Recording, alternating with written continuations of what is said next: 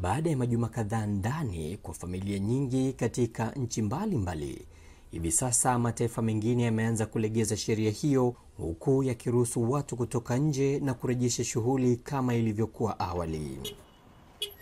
Nikukumbushe, takwimu zinaonyesha kuwa mpaka sasa maambukizi ulimwenguni kote idadi imefikia milioni 3.6, huku karibu robo milioni ya watu wamefariki dunia. Barani Afrika idadi ya waliodhibitika kuwa na maambukizi imefikia 47,000, huku zaidi ya watu 1,800 wakifariki dunia.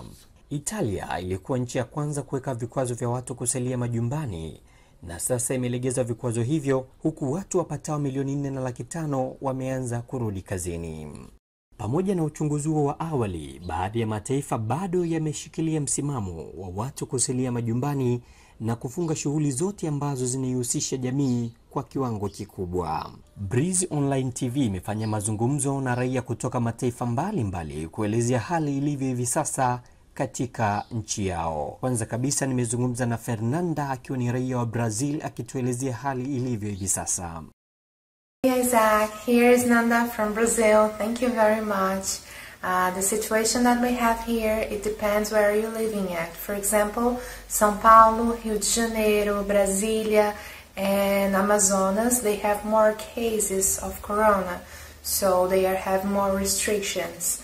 But the state that I'm living at, state of Mato Grosso, we don't have a lot of restrictions like them. So we can go out but use masks. The stores are open. We just need to sanitize our hands to get inside. The gym is still open, but also we need to go with masks and respect the distance from each other, at least 1 meter from one from another. The schools are closed and the churches also are closed. But in the city that my parents are living, for example, Brasília, that is the capital of Brazil, they have more restrictions. Basically everything is closed. So they cannot go out very often. Just the main jobs are working, and those who can working from home, they are doing.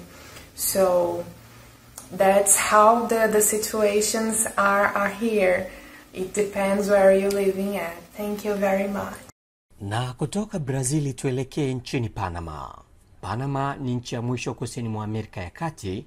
Mfereji wa Panama kukata shingo la nchi na kufanya jina la Panama kujulikana kote duniani. Santiago Chan ni mmoja kati ya raia wa Panama na anaelezea hali halisi iliyoko nchini humo hivi sasa. Nchi hii inakadiriwa kuwa na watu zaidi ya milioni 4, huku ikielezwa wazi kuwa raia wa nchi hiyo huenda wakawa ni zaidi ya milioni 2, na milioni 2 zilizosalia ni watu kutoka mataifa mbalimbali ambao wanaishi nchini Panama kwa ajili ya shughuli mbalimbali. Santiago Chan ni raia wa Panama, naye anaelezea hali ilivyo hivi sasa, huku akitilia mkazo uliowekwa na serikali wa watu kutoka nje kwa kuzingatia jinsia. Thank you, Isaac, for this time. Yes, I'm Santiago Chan from Panama, and like every country around the world, here we are fighting against coronavirus. The government has established some rules for us to follow.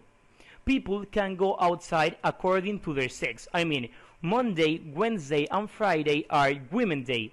Tuesday and Thursday are Men's Day. And in the weekend, we are like in a total quarantine. Nobody can go out.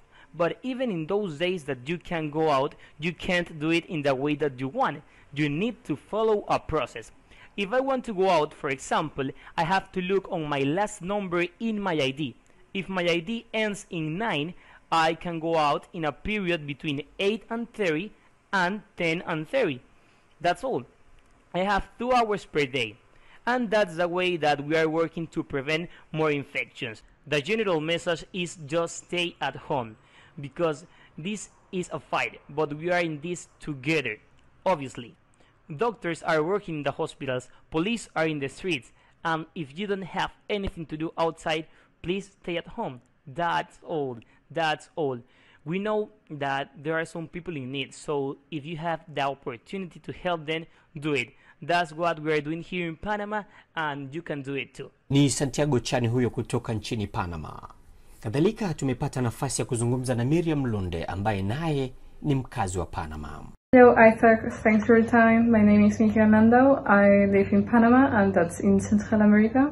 And also the situation of the coronavirus in Panama by now, it's pretty under control.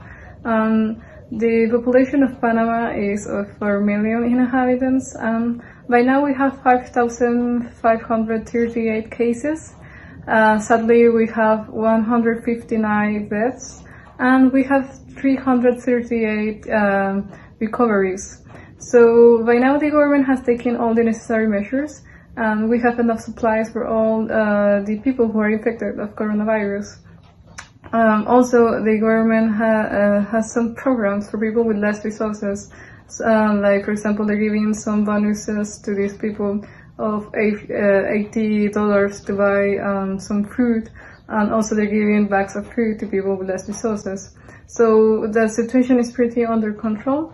And in the other side, we have some negative sides. For example, in Panama, we have a lot of corruption. So right now we're seeing some politicians who are trying to steal some money from these programs for people with less resources. Also, by the buying of funds for the hospitals, we have seen some politicians or people who are trying to take money from this buying and giving a higher price of these medical devices so they can steal some money from these buyings. But the worst situation, the real challenge right now is that in Panama, we have stopped the education right now, and kids are not receiving actually visual classes.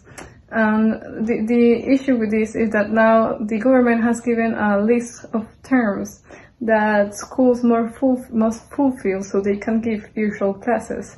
And the thing with that is that before the coronavirus, we had a lot of poor schools, public schools, in some rural places mostly, with kids that were going to the schools without shoes or walking through the rivers, with really they don't have resources at all.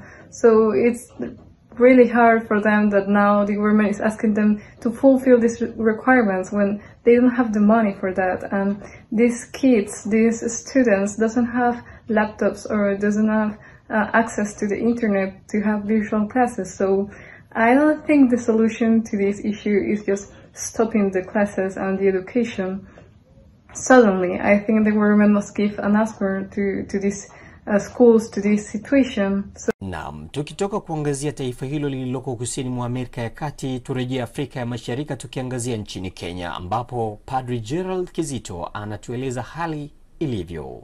Gerald kutoka Nairobi. Na jijini Nairobi hali ni ya tahadhari. Kwa sababu gani? Serikali imejizatiti kuhamasisha umma kuhusu ugonjwa huu na janga hili ambalo limeletwa na virusi hatari, virusi vya corona. Basi katika jiji la Nairobi, basi sheria imewekwa, sheria kali, kwamba kila mmoja wetu lazima akuwe amevaa barakoa ukiwa unatembea mjini ama kwenye gari za umma, uchukuzi wa umma lazima uwe umevaa barakoa. Jambo la pili, lazima usafishe mikono yako ama kujitakasa kwa sanitizer ambao zipo kila mahali, afisini, kazini, kwenye magari, sanitizer zipo. La tatu, lazima kukuwa na hiyo social distance ambao kila mmoja anafaa aweke, usikae karibu na mtu kwa ukaribu sana. Social distance ya kama mita moja unusu vile. Na pia la pili, serikali imejizatiti sana kuwasaka wale ambao wako na ugonjwa huu na wale ambao wametangamana nao na kuwaweka kwenye quarantine, kuhakikisha kwamba ugonjwa huu umedhibitiwa. Hivyo basi jitihada maalum kabambe zimewekwa na kila mmoja wetu mjijini Nairobi anajizatiti kuhakikisha kwamba anajikinga kutokana na virusi vya corona. Hivyo basi ni mujibu wangu na mujibu wako kuhakikisha kwamba ugonjwa huu tumeudhibiti na tumeushinda. Naam, ni Padri Gerald Kizito huyo kutoka nchini Kenya. Tunarejea nchini Tanzania. Hali ikoje? Rais wa Jamhuri ya Muungano wa Tanzania Dr. John Pombe Magufuli Yeye ameendelea kusimamia msimamo wa kutokufunga shughuli zote za kijamii zinazoendelea nchini Tanzania, ikiwa ni tofauti na vikwazo ambavyo viliwekwa na serikali ya Jamhuri ya Muungano wa Tanzania awali ya kufunga shule za misingi na sekondari pamoja na vyuo vya elimu ya juu na vyuo vya kati. Baadhi ya raia nchini Tanzania wameonyesha kuunga mkono jitihada za serikali, huku wakiendelea kusimamia yale ambayo rais wa nchi ameyazungumza. Rais ni taasisi. Taasisi ina vitu vingi. Wizara ya Afya iko chini yake. Tahadhari kwa kweli nadhani zipo, tena kubwa sana. Kuendelea kufahamu mengi kupitia Breeze Online TV, tafadhali subscribe channel yetu kisha bonyeza alama ya kengele ili uwe miongoni mwa wale ambao watakaokuwa wanapata taarifa zetu mapema iwezekanavyo. Nikiripotia Breeze Online TV, mimi ni Isaac Bonfas. Kupata habari mbalimbali zinazojiri kila kona ya dunia, tafadhali subscribe, like na ucomment. Breeze Online TV.